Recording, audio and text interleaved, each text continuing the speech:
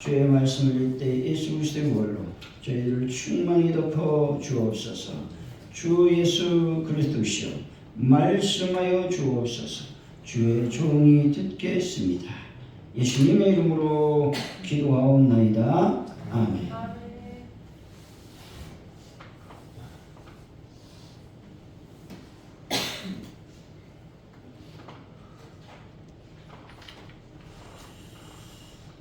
디즈니 영화 속 공주들의 삶은 화려하고 좋은 결말로 인해서 사람들은 공주의 삶을 선호하곤 합니다.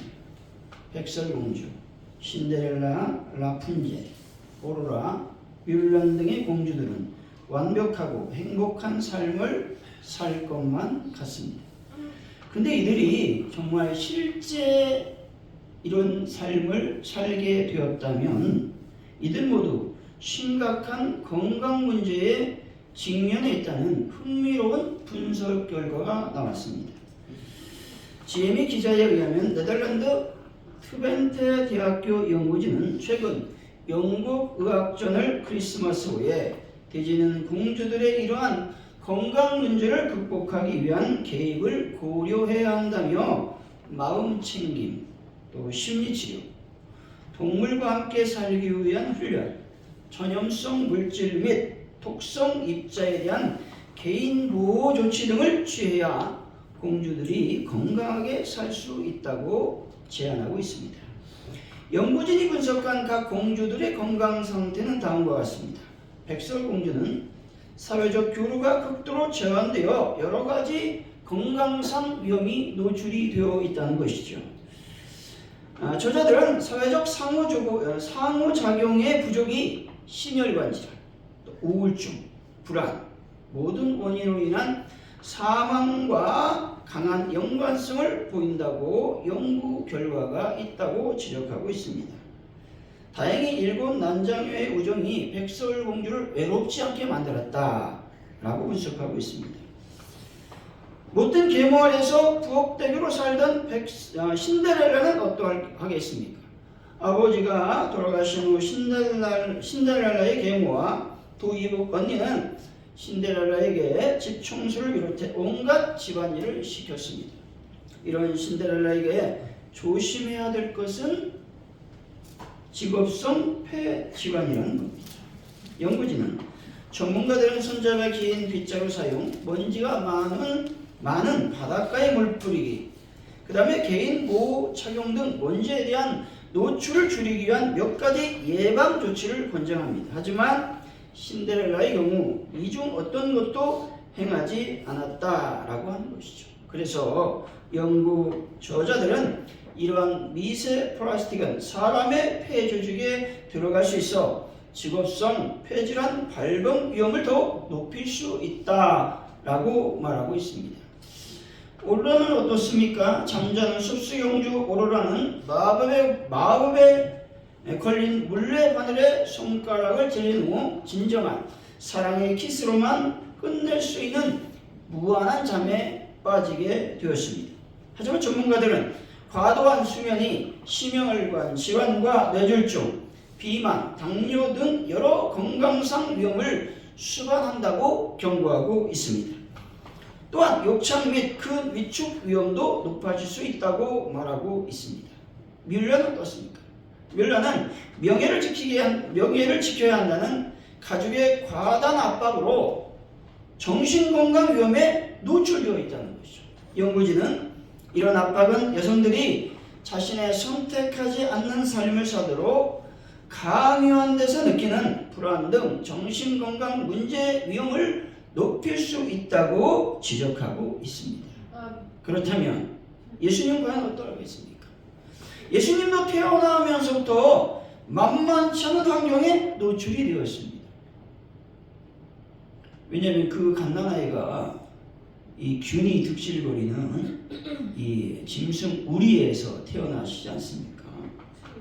그리고 산후조리도 못하고 애국으로 이제 쫓겨나게 되지 않습니까? 그런데 하나님의 보호하심 아래 건강하게 자랐습니다. 결국 신이신 인간으로서의 모든 사명을 잘 감당할 수 있었다는 것입니다. 인간으로서의 모든 과정을 뒤로하고 영광의 왕으로서의 삶으로 하늘나라에 복귀하셨고 다시 이 땅에 오실 것입니다. 사도신경에 보면 하늘에 오셔 전능하신 아버지 하나님 우편에 앉아 계시다가 라고 고백하고 있습니다. 히브리서 1장 3절이죠. 이는 하나님의 영광이 왕체시오 그 본체의 형상이시라. 그의 능력의 말씀으로 만물을 붙드시고 죄를 정결하게 하는 일을 하시고 높은 데에 계신 지극히 크신 이의 우편에 앉으셨느니라 말씀합니다. 예수님은 지극히 크신 이 곧 하나님 보좌 우편에 앉아 계시다 말씀하고 있는 것입니다. 골로새서 3장 1절 하반절이죠. 거기는 그리스도께서 하나님 우편에 앉아 계시느니라 말씀합니다. 예수님은 죽으시고 3일 만에 부활하셨으며 또 40일이 지난 후에 승천하셨다라는 것을 여러분이 믿으시기 바랍니다. 사랑하는 성도 여러분, 예수님은 만왕형으로 만주주로서 승천하신 후 하나님 아버지 보좌 우편에 앉아 계심을 믿는 분들이 되시기를 예수 이름으로 간절히 축원드립니다.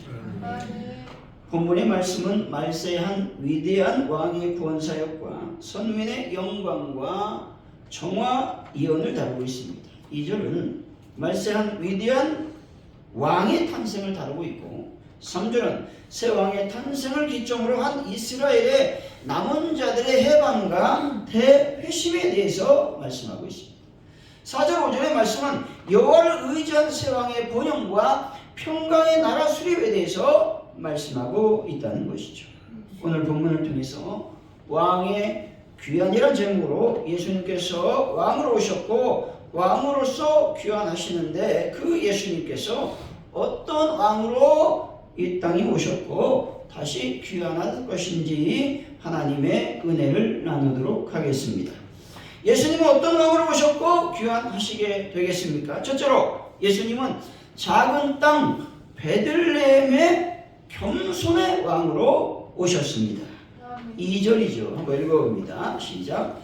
베들레헴 에브라다야 너는 유다 족속 중에 작을지라도 이스라엘을 다스릴 자가 내게로 나올 것이라. 그의 근본은 상고의 영혼에 있느니라. 아멘. 베들레헴은 예수님의 탄생지로 말씀하고 있습니다. 그런데 베들레헴이라 하지 않고 베들레헴 에브라다야 라고 말씀하고 있습니다. 에브라다라는 말은 베들레헴의 옛 이름으로서 풍성한 열매라는 의미가 있습니다. 반면에 베들레헴은 떡집이라는 의미가 있는데 아마도 에브라다는 복창지대로서 풍성한 수확을 거둔 까닭에 떡집이 변창함으로써 후에 자연스럽게 베들레헴으로 지명이 바뀐 것이 아니겠는가 신학자들은 생각을 하고 있습니다. 왜 베들레헴과 옛 지명인 에브라다를 함께 표시했는가 하는 것입니다. 그것은 베들레헴의 슬픈 역사가 메시아가 그곳에서 나심으로 말미암아 기쁨의 역사로 바뀌게 될 것임을 말씀하고 있는 것입니다. 에브라다는 라헬이 야곱의 마지막 아들 베냐민을 낳다가 죽은 것입니다. 그곳에서 베냐민을 위한 어떤 슬픈 통곡의 역사가 있었던 곳이기도 하다는 것입니다. 어찌 보면 이스라엘 백성들에게는 에브라다는 슬픔을 상징하는 장소였고 그런데 이 슬픔의 지역에 인류의 구원자 메시아가 나시게 될 것을 예언하고 있는 것입니다. 다시 말해서 죽음을 슬퍼하던 통곡의 땅 에브라다가 이제 새 생명, 그것도 영원한 생명을 주신 메시아가 오시는 축복된 땅이 될 것이다 말씀하고 있는 것입니다. 베들레헴은 다윗이 태어난 마을이긴 했지만 본래 초락이 그지없는 마을이었다는 것이죠. 당시 유다 땅의 작은 마을로 예수님이 태어날 곳으로 상상도 못할 만큼 아주 미미한 장소였다는 것이죠. 이 마을이 얼마나 작은 마을이었는지 여호수아 때에 유다 지파에 이제 분배를 하잖아요. 땅을. 기업의 도성중에 이 이름이 빠져 있을 정도였다는 것이죠. 이런 보잘것없는 동네에 예수 그리스도께서 태어나시는 것입니다. 그것도 번듯한 집에서가 아니라 여관의 짐승의 우리의 구유에 누이셨습니다. 왕이라고 하면 보통 왕궁과 같이 화려한 곳에서 태어나야 하는 것입니다. 예수님은 진정한 만왕의 왕이요 만주의 주이셨습니다. 그런데 베들레헴 작은 땅에 오심으로 겸손한 왕으로서 오신 것입니다. 여러분, 겸손한 왕으로서 작은 땅에 오신 예수님을 찬양하는 분들이 되시기를 바랍니다. 아멘. 코로나19 팬데믹이라는 전례 없는 위기 속에서 빛난 지도자가 있습니다. 즉 뉴질랜드의 전 총리인 저신다 아던이라고 하는 사람입니다. 이분은 겸손과 소통 중심의 리더십으로 전 세계의 주목을 받았다는 것이죠. 뉴질랜드는 세계에서 가장 엄격한 봉쇄 활동을 시행한 나라 중 하나로서 초기 팬데믹 동안 확진자 수와 사망자 수를 효과적으로 억제했습니다. 아던은 두려움이 아닌 공감과 신뢰를 바탕으로 나도 여러분과 같은 사람입니다 라고 말하며 국민에게 다가갔다는 것이죠. 아던은 국민에게 엄격한 봉쇄 정책을 시행하면서도 그들의 감정과 두려움을, 어려움을 공감했습니다. 그녀는 국민들에게 이렇게 말했습니다. 우리는 함께 이 위기를 극복할 것입니다. 나도 여러분과 같은 두려움을 느끼고 있지만 서로 돕는다면 안전할 것입니다 라고 말했습니다. 아던은 국민과 함께 두려움을 나누고 그들을 안전한 길로 인도했다는 것이죠. 또 아던은 자신을 희생하여 다른 일을 돕는 자였다는 것이죠. 아던은 희생적 리더십으로 국민을 종이 아닌 진정한 인격체로 돌보고 사랑했다는 것이죠. 이런 모습은 결국 예수님의 겸손한 섬김을 보여주고 있다는 것이죠. 마태복음 23장 12절이죠. 누구든지 자기를 높이는 자는 낮아지고 누구든지 자기를 낮추는 자는 높아지리라 말씀합니다. 겸손은 높아짐의 비결이고 교만은 낮아짐의 지름길이라고 하는 것이죠. 아던이 보여준 리더십은 예수님이 보여준 겸손과 섬김의 정신을 보여주고 있다는 것이죠. 또한 현대 정치에서 실현되어야 될 모습이라고 하는 것입니다. 마태복음 11장 29절이죠. 나는 마음이 온유하고 겸손하니 나의 명예를 메고 내게 배우라. 그러면 너희 마음이 쉼을 얻으리니 말씀합니다. 아멘. 겸손한 종이었던 예수님은 성도들에게 겸손을 가르치며 배우라고 말씀하죠. 겸손을 배울 수 있는 길은 무엇입니까? 예수님의 멍에를 매야 된다는 것입니다. 예수님의 지배를 받아야 된다는 것이죠. 겸손을 배울 수 있는 여러분이 되시기를 바랍니다. 화려한 예루살렘이 교만의 상징이라면 작은 촌락으로 비천하였던 이 베들레헴은 겸손의 상징인 것이죠. 고대 세계에서 겸손한 비천한 자들, 비굴한 자들의 미덕을 생각하였다는 것이죠. 사실 비천한 자는 교만해질 수 없는 상태라는 것이죠. 무엇이 내세울 게 있겠습니까? 따라서 비천한 자는 겸손하기 마련인 것이죠. 때문에 어떤 인간도 하나님 앞에서 교만할 수 없는 존재이며 비천할 수밖에 없는 존재라는 것을 여러분들이 믿으시기를 바랍니다. 사랑하는 성도 여러분, 예수님께서 겸손한 왕으로 이 땅에 오심으로 겸손을 보여주었듯이 늘 겸손함으로 진정한 예수님만을 찬미하고 경배하는 분들이 다 되시기를 예수 이름으로 간절히 축원드립니다. 예수님은 어떤 왕으로 오셨고 귀환하시겠습니까? 둘째, 예수님은 고난 속에서 회복하시는 왕으로 오셨다 말씀합니다. 3절이죠. 한번 읽어봅니다. 시작. 그러므로 여인이 해산하기까지 그들을 붙여두시겠고 그 후에는 그 영제 가운데 남은 자가 이스라엘 자손에게로 돌아오리니. 아멘. 여기서 그들은 이스라엘 백성을 가리키는 것이죠. 붙여둔다라는 말은 그냥 방치해둔다라는 의미로서 이스라엘 백성들을 고난 가운데 그대로 방치해둔다라는 의미가 있습니다. 아마도 이것은 이스라엘이 바벨론에게 멸망당한 이후로 이방 나라의 지배 속에서 고통을 당하게 될 것을 염두에 두고 하신 말씀인 것입니다. 이스라엘을 방치해 둔 기간은 몇 년이겠습니까? 보통 우리가 400년으로 알고 있는데 이제 북이스라엘이 멸망한 시간까지 거슬러 올라가면 700년 정도를 방치해 두었다는 것이죠. 미가가 예언자로서 활동한 시기가 8세기 무렵 되었으니 북이스라엘이 아수르에 의해 멸망한 시기입니다. 또 예루살렘이 바벨론에 의해서 함락된 시기가 BC 586년이었기 때문에 이처럼 북이스라엘에 당한 비극을 시작으로 본격화된 전 이스라엘의 고난은 그리스도께서 나시기까지 계속되었다 얘기하고 있죠. 그리고 여인은 한 특별한 여인을 가리키는 말로서 자기 백성을 죄에서 구원하시기 위해 하나님이 보내실 그리스도를 잉태할 여인 곧 동정녀 마리아를 가리키는 것이죠. 여인이 해산하기까지라고 하는 말은 고난과 시련의 시기를 나타내는 말입니다. 하나님의 징계, 즉 이런 방치의 기간 속에는 분명한 하나님의 목적이 있다는 것이죠. 그것은 자기 백성들을 돌이켜 회개시키고 바른 길을 가게 하기 위한 것이며 백성들에게 치료와 회복의 은총을 베푸시기 위한 것이다 라는 것입니다. 여러분, 하나님의 해초리를 두려워하지 마시고 항상 하나님 안에서 자신을 돌아보는 신앙을 소유하는 분들이 되시기를 바랍니다. 전쟁으로 인한 많은 우크라이나 사람들이 삶의 기반을 잃어버렸습니다.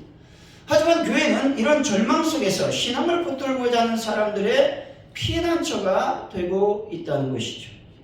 교회는 폭격과 파괴 속에 있는 사람들에게 지속적으로 예배를 드리며 하나님의 말씀을 선포하고 있습니다. 사도행전 2장 44절 45절이죠. 믿는 사람이 다 함께 모여 모든 물건을 서로 통용하고 또 재산과 소유를 팔아 각 사람의 필요를 따라 나눠주며 말씀합니다. 이 말씀대로 우크라이나 성도들은 자신이 가진 식량과 물자를 없는 자들에게 나눠주고 있다는 것이죠. 다시 말해 교회는 단순히 신앙의 장소가 아니라 생존을 위해 서로를 돕는 공동체로 변화되었다는 것이죠. 많은 우크라이나 사람들이 전쟁을 통해 하나님께 돌아오고 있다는 겁니다. 한 목회자는 이렇게 말합니다. 이전에는 교회에 오지 않던 사람들이 이제는 하나님의 말씀을 듣기 위해 교회에 달려오고 있습니다 라고 말하고 있습니다. 우크라이나와 주변국으로 피난한 사람들에게 교회와 기독교 단체들이 구호 활동을 펼치며 복음을 전하고 있는 것이죠. 전 세계의 기독교인들이 우크라이나를 위해 기도하며 물질적, 영적 자원을 아끼지 않는 모습은 하나님께서 교회를 통해 물질적, 영적 자원을 아끼지 않는 그런 백성들을 회복시키는 도구로 사용하고 있음을 증거하고 있는 것입니다. 마가복음 16장 15절에 또 이르시되 너희는 온 천하에 다니며 만민에게 복음을 전파하라 말씀합니다. 우크라이나와 주변 국가들의 교회들은 전쟁이라는 절망 상황 속에서 주님의 마지막 지상 명령인 복음을 전파하며 하나님 나라를 확장하고 있다라는 것입니다. 여러분, 회복하시는 예수님은 반드시 우크라이나뿐만 아니라 대한민국을 회복시키고 하나님의 은혜를 베풀어 주실 것을 믿으시기를 바랍니다. 4절이죠. 한번 읽어봅니다. 시작. 여호와의 그의 하나님 여호와의 이름의 위엄을 의지하고 서로 목축하니 그들이 거룩할 것이라. 이제 그가 장대하여 땅끝까지 이르리라. 아멘. 본절은 참 이스라엘 자손을 구성으로 하는 나라에 대한 그리스도의 통치와 그 결과에 대해서 말씀하고 있습니다. 세상의 통치자들은 모사와 회계 그리고 자신이 동원할 수 있는 군대와 권력을 통해서 나라를 다스리려고 한다는 것입니다. 하지만 예수 그리스도는 여호와의 능력과 하나님 여호와의 이름을 의지하여 백성을 다스릴 것입니다. 다시 말해 예수님께서 하나님의 능력과 여호와의 이름의 위엄으로 백성들과 성도들을 회복시키실 것입니다. 예수님은 목축하신다고 말씀하죠. 다시 말해 예수님은 양떼를 돌보는 목자로서 양무리를 위하여 노심초사하시는 목자이시라고 말씀하고 있는 것이죠. 사랑하는 성도 여러분, 예수님은 양떼를 돌보고 회복시켜 백성들의 안위와 번영을 위하여 부지런히 애쓰고 수고하는 목자이심을 믿는 분들이 다 되시기를 예수 이름으로 간절히 축원드립니다. 예수님은 어떤 영으로 오셨을까? 어떻게 귀환하실까 하는 것이죠. 셋째로 평강의 왕으로 오셨다 말씀합니다. 5절이죠. 한번 읽어봅니다. 시작. 이 사람은 평강이 될 것이다. 아스로 사람이 우리 땅에 들어와서 우리 궁들을 밟을 때에는 우리가 일곱 목자와 여덟 군을 일으켜 그를 치리니. 아멘. 5절 전반절에 이 사람은 평강이 될 것이라고 말씀하고 있습니다. 이 사람은 이스라엘을 다스릴 메시아 곧 예수 그리스도를 가리키는 말씀이죠. 그리스도께서 우리의 평강이 되신다라는 말은 그분 자신이 평강이라고 하는 말씀인 것입니다. 실로 그분은 본질이 평강이시라는 사실을 여러분들이 믿으시기를 바랍니다. 그분은 평강의 왕으로서 그에게서 무엇이 나옵니까? 평강이 나온다라고 하는 것입니다. 그러므로 여러분 그리스도를 왕으로 보시는 곳에는 평강이 있음을 믿으시기를 바랍니다. 말랄라 유사푸자이라고 하는 파키스탄 출신의 여성 교육 운동가가 있습니다. 이는 어린 소년들이 교육을 받을 권리를 옹호하며 전 세계적으로 큰 영향을 미친 인물이라고 하는 것이죠. 그는 2014년 노벨 평화상 수상하며 당시 17세로서 역사상 최연소 노벨상 수상자로 기록이 되었습니다. 그는 아버지로부터 이런 가르침을 받았습니다. 교육은 세상을 변화시킬 수 있는 힘이다라고 말이죠.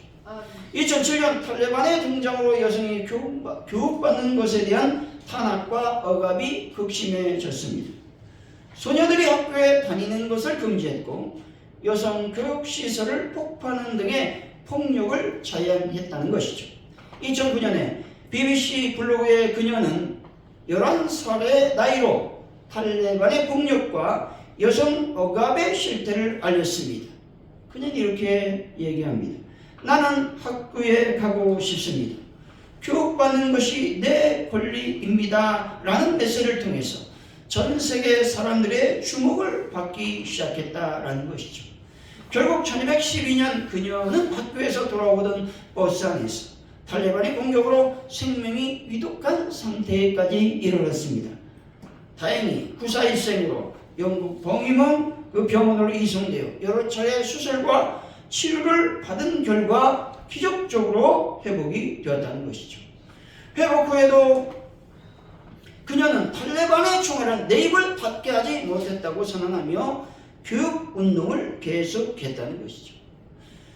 2014년 그녀의 노벨 평화상 수상 소감에서 이렇게 말합니다. 한 아이, 한 교사, 한 권의 책, 한 자루의 펜이 세상을 바꿀 수 있습니다. 라고 말했다는 것이죠. 그녀의 용기와 헌신은 전 세계 소녀들에게 영감을 주며 사회적 불평등과 억압에 맞선 사람들에게 희망과 평안을 주고 있다는 것입니다. 누가복음 2장 14절이죠. 지극히 높은 곳에서는 하나님께 영광이요 땅에서는 하나님이 기뻐하신 사람 중에 평화로다 하니라. 아멘. 여러분 평화로우신 예수님을 더욱 간절히 만나 찾는 또 찾아 만나는 분들이 되시기를 바랍니다. 우리 삶에 평화가 필요할 때 우리는 예수님을 왕으로 모시고 그의 다스림을 받아야 되는 것입니다. 예수님을 왕으로 맞이할 때 우리 안에는 세상에서 경험할 수 없는 진정한 평화가 임하게 되는 것입니다. 우리가 그 평화를 나누며 살아갈 때 세상에 하나님의 사랑과 평화가 확장되는 될 것입니다. 아멘. 여러분, 예수님을 왕으로 모셔 평강에 충만한 삶을 살아가는 분들이 다 되시기를 바랍니다. 결론적으로 예수님은 겸손의 왕으로 오셨고 회복의 왕으로 오셨으며 평강의 왕으로 오셨습니다. 아멘. 사랑하는 성도 여러분, 겸손, 회복, 평강으로 오신 예수님을 맞아들여서 마음과 삶의 평강과 겸손과 회복을 경험하는 귀한 분들이 다 되시기를 예수 이름으로 간절히 축원드립니다. 아멘. 기도합니다. 하나님 아버지 감사합니다. 우리 예수님이 이 땅에 왕으로 오셨고 또 왕으로 이 땅에 재림하실 것입니다. 우리 예수님은 겸손의 왕으로 또 회복의 왕으로 또한 평강의 왕으로 오셨사오니 이 모든 영적인 은혜를 우리가 받고 세상에서 예수 그리스도의 은혜를 증거하는 귀한 삶을 살게 하여 주옵소서. 감사합니다. 예수님의 이름으로 기도하옵나이다. 아멘.